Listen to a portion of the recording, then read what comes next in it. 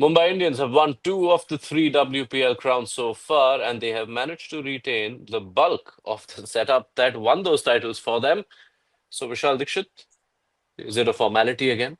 Give them the title? I think T20 is that kind of a format where you can't really say that. But look at this 11, starting with the players they had retained and the ones they got in the auction: Amelia Kerr, Shabnim Ismail, Saika Ishaq. They were all proven players for Mumbai Indians. They have covered pretty much all bases. They retained their core obviously to begin with, and then they went on to bring back all the players they wanted to, even though their head coach has changed this time. Uh, Look at that 11, barring Kamalini, who's probably likely to open with Haley Matthews. All the other 10 players are the ones who played in that last WPL, which Mumbai Indians won. So if nothing is changing for them, will the results change? Very hard to say.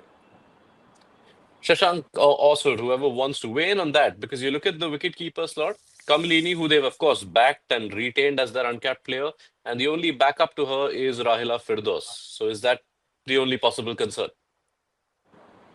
Yeah, potentially that's the one area that they would look at and think maybe they could have gone harder for another, established wicket keeper, whether it's Indian or overseas. But having said that, I think Kamalini has, is a regular keeper for her state side in domestic cricket. So it's not like she's a makeshift wicket keeper who's, holding on or trying to, just patch up. So I think that should be okay.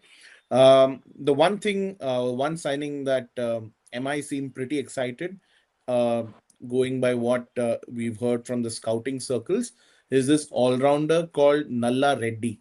Now, in the BCCI scorecards, she's named Kranti Reddy. So Kranti Nalla Reddy. So there was a name Okay. mismatch at the auction, apparently. So Nalla Reddy is an all-rounder from Hyderabad, the seam bowling all-rounder who MI believe has the potential to be what a Pooja Vastrakar is and the kind of job that she has done for them over the years. So I think the reason why they didn't go hard for Pooja was potentially because of her injury and the fact that she spent so much time away on the sidelines. So maybe they may have unearthed the next star from their scouting circle. The moment Reddy's name was picked at base price, you could see the quiet punches in the celebration within the camp, potentially a message as if to say that, they are the ones who spotted her and maybe they just got her at base price. So that's one player to look out for. Mhm. Wicketkeeper, I don't think is majorly an issue. They've been doing what am I always do: bring the core back together and not trying to fix something that isn't broken. So,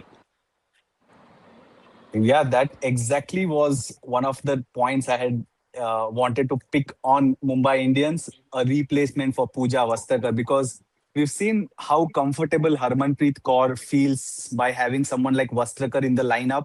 And even with India, we've seen Amanjot Kaur is not quite Vastakar yet. And that's why I still find that could be one replacement that MI might struggle to fill with. Last season, we saw they had got Akshita Maheshwari, the Rajasthan seam bowling all rounder in their mix. Of course, not as experienced as a Vastrakar. They didn't play her at all. And I see something similar happening with Nalla Reddy, even though she's rated highly. So that is one chink in the MI armory as I see it. The one all thing that right. I would have liked, MI, or I'm very surprised that they didn't go for is someone like a Sri Charani. Didn't, potentially because of budgetary reasons, that could be one of the reasons because they didn't have as big a purse as some of the other teams did. Yeah. But Saika Ishak, I mean, she's a capped spinner. I agree, but I think the spin specialist spin department, especially from the Indian side of it, looks slightly weak, I would say. But I think they can cover that up because Haley Matthews is almost Yeah. certain to give you overs. Amelia Kerr is certain to give you overs. So eventually, in the overall scheme of things, it may not be that big a deal. But I think I'm surprised that Sri Charani didn't, they didn't make a go after her because the same head coach they've signed now worked with her last year at Delhi Capitals as well. Yeah, I think Emma's auction was after a point dictated by a lot of having to wait. They spent three out of the 5.75 crore on Amelia Kerr, which meant that they knew that to build the squad, they would have to wait for the players that come later. They did get Saika Ashak.